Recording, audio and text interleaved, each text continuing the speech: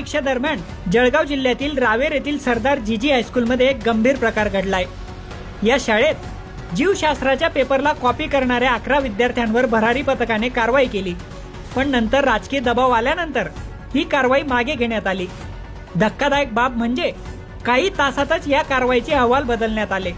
त्याचे पुरावे देखील समोर आले आहेत। ज्या हायस्कूलमध्ये ही बनवाबनवी झाली त्या संस्थेचे अध्यक्ष भाजपचे कार्यकर्ते आहेत।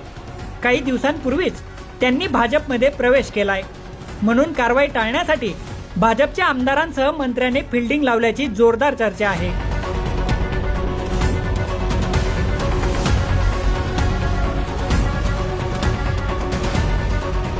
बुधवारी 12वीचा जीवशास्त्र विषयाचा पेपर होता। रावेरच्या सरदार जीजी हायस्कूलच्या केंद्रावर प्राथमिक शिक्षण विभागाच्या उपशिक्षणाधिकारी स्वाती हवेले यांचं भरारी पथक पोहोचलं। त्यावेळी त्यांना झूम कॅमेऱ्यात संशयास्पद हालचाली दिसल्या। तेव्हा तपासणी केली असता 11 विद्यार्थी कॉपी करताना सापडले। नंतर स्वाती हवेले यांनी या घटनेची माहिती बोर्डाच्या विभागीय सचिवांना कळवली।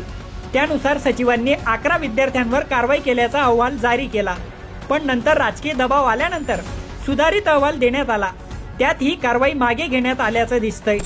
मी तिथे गेल्यावर त्या काही मुलींकडे कॉपी केसेस सापडल्या, तर त्या मी जप्त केल्या। त्यांचा पेपर पण जप्त केला आणि दुसरी उत्तरपत्रिका देण्याच्या सूचना दिल्या आणि सगळे कॉपी आणि त्यांचे हॉल तिकीट वगैरे सगळं घेऊन यांच्याकडे आले केंद्र संचालकांच्या कार्यालयात। आणि तिथून एक प्रपत्र 3 असतं, तर ते भरून केंद्र संचालकांना दिलं आणि पुढची कार्यवाही करण्याच्या सूचना दिल्या होत्या पूर्ण। आणि त्याच वेळेस मला बोर्डाच्या सचिवांशी पण मी याच्याशी हे केलं की हा मोठा हे दिसतोय, तर तुम्ही हे करा। त्यात ते म्हणे की करून टाका कॉपी केसेस। मग मी त्यांना ते 11चा रिपोर्ट दिला होता। त्याच्यानंतर इथल्या संनियंत्रण कक्षाला पण सांगितलं होतं की 11 कॉपी केसेस झालेल्या आहेत। परत तिथंच दुपारी पण 3 वाजता संस्कृतचा पेपर होता 10वीचा, त्यामुळे मी तिथेच थांबले। तिथं पण मग परत हे केलं, भेट दिली तिथल्या ह्याला। आणि नंतर मग 5 वाजता मी परत आले। तोपर्यंत त्यांनी मग ते प्रोसेस सुरू होती, म्हणजे तोपर्यंत त्या मुली वगैरे पण थांबल्या होत्या, त्यांची सगळ्या सह्या वगैरे घेण्याच्या प्रोसेस चालू होत्या। पुढे त्यांनी का निरंक पाठवला मला पण माहित नाही पुढे काय झालं ते। निरंक रिपोर्ट असं मग मलाही माहिती नाही। त्यांनी पुढे केंद्र संचालकांची जबाबदारी असते पुढे बोर्डाकडे पाठवायचं। तुमची आता पुढे नेमकी काय असेल, ज्यांनी तुम्हाला रिपोर्टिंग केलं त्यांच्या कॉपी केसेस झाल्या आहेत, तुमच्या ज्या मुख्याध्यापक होत्या त्या ठिकाणचे, त्यांच्यावर काय कारवाई केली जाणार आहे? त्यांना काही नोटीस केली जाणार आहे? हा, त्यांच्या बोर्डामार्फत आणि माध्यमिक शिक्षणाधिकाऱ्यांमार्फत त्यांच्यावर कार्यवाही होईल पुढची। हा, त्यांनी उद्या म्हणजे आज पेपर सगळे जातात ना, त्यासोबतच त्यांनी पोस्ट आणि हे पाठवावं लागतं केंद्र संचालकांनी। नाही, ती पूर्ण बोर्डाकडेच जातात। त्या मुलाची उत्तरपत्रिका जी कॉपीड पेपर असतो ना, मग ते चेक करतात की त्या कॉपीत मधलं काही लिहिलंय की नाही। मग ते बोर्डाकडे जातं आणि बोर्ड त्याच्यावर पूर्ण डिसिजन घेतं। मग त्यांची सुनावणी होती, विद्यार्थ्यांना तिथं बोलवलं जातं बोर्डामध्ये आणि त्यांची सुनावणी होती। केंद्र संचालकांचं असं म्हणणं आहे की ज्यावेळेस भरारी पथक आमच्या आलं त्यावेळेस कॉपीचा कुठलाही प्रकार घडलेला नव्हता आणि तशी अभिप्राय पुस्तिकेत देखील नोंद त्यांनी मला ती अभिप्राय पुस्तिका दिलीच नव्हती। त्यांना अशा त्यात कसं होतं, 11 झाल्यामुळे एका त्या भरारी पुस्तकाचे पथकाचे हे असतं, त्यामध्ये 3च कॉपी केसेस लिहिता येतात, 3च हे असतं। मी त्यांना म्हटलं असे 4-5 लागतील मला, कारण त्या प्रत्येकात नोंद करायला। म्हटलं सगळे भरा, म्हणजे मग मी सगळ्यांवर हे करते। त्यांनी मला तिथं उपलब्धच करून दिली नाही ती अभिप्राय पुस्तिका। ज्यावेळेस संस्कृतचा पेपर झाला ती माझ्याकडे उपलब्ध आहे, त्यांच्या दुसऱ्या पेपरची ह्याच्यातली त्यांनी दिली, पण यांनी ती अभिप्राय पुस्तिकाच मला उपलब्ध करून दिली नाही। आणि त्यातले काही हे होते झेरॉक्स लागत होत्या ना 11, त्याच्यापैकी 7 झेरॉक्स त्यांनी मला दिल्या होत्या आणि 4 अजून दिल्याच नाहीत परत।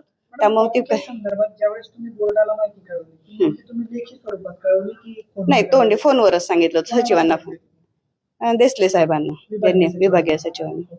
त्यानंतर तो पहिला अहवाल आला? हा, पहिला अहवाल आला।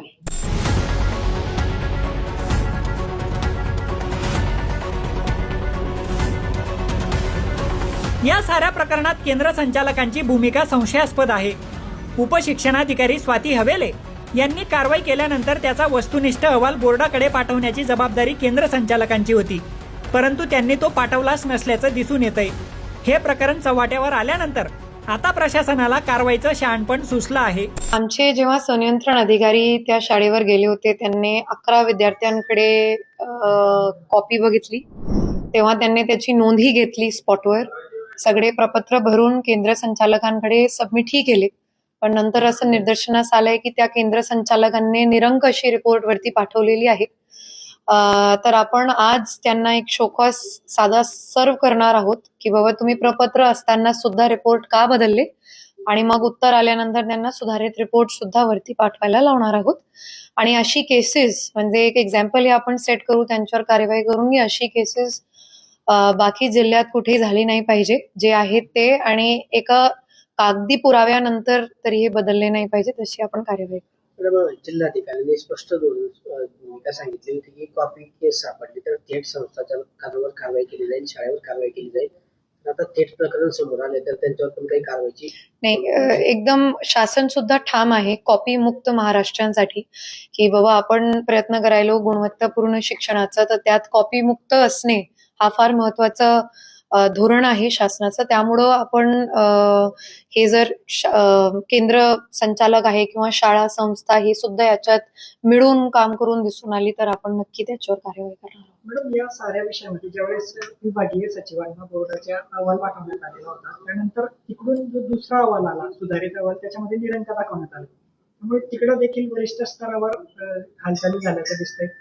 तिकडची काही लिंक सापडली तर काही कारवाई संदर्भात विषय असेल? नाही, हे बघा, मी तेच सांगितली की आज आपण मुख्याध्यापकांकडून खुलासा तरी घेऊ की प्रपत्र असताना सुद्धा त्यांनी वेगळी रिपोर्ट का पाठवली. तर एकदा ते आला मग मला पुढची कार्यवाही आणि पुढचा बाईट सुद्धा देता येईल. पॉलिटिकल प्रेशरचा एक खूप जोरदार चर्चा सुरू आहे, त्या संदर्भात काही तुमच्यापर्यंत माहिती आहे? नाही, माझ्यावर नाही, आणि माझे हे जे संनियंत्रण अधिकारी उपस्थित आहेत त्यांनाही असं काही प्रेशरचा विषय नाही. केंद्राची मान्यता रद्द होऊ शकते का ते आगामी काळात जर तुम्ही खुलासा वगैरे केल्यानंतर? जर आता मी परत सांगते, शासन एवढं स्ट्रिक्ट आहे याबद्दल की जर ती शाळा आणि तो केंद्र याच्यामध्ये सहभागी दिसून आला तर नक्की आपण स्ट्रिक्टेस्ट कार्यवाही, जे तुम्ही म्हणाले की लायसन्स रद्द करायचे, तोपर्यंत काम करू.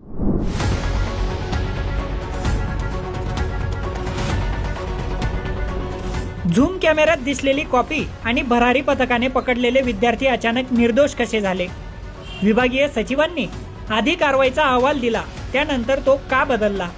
एवढी मोठी कारवाई झाल्यानंतरही शिक्षण विभागाच्या अधिकाऱ्यांनी बोटचेपी भूमिका का घेतली? असे एक ना अनेक प्रश्न या प्रकरणात समोर येत आहेत.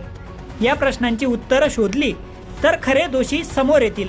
प्रशांत बधाने, लोकमत.com, जळगाव.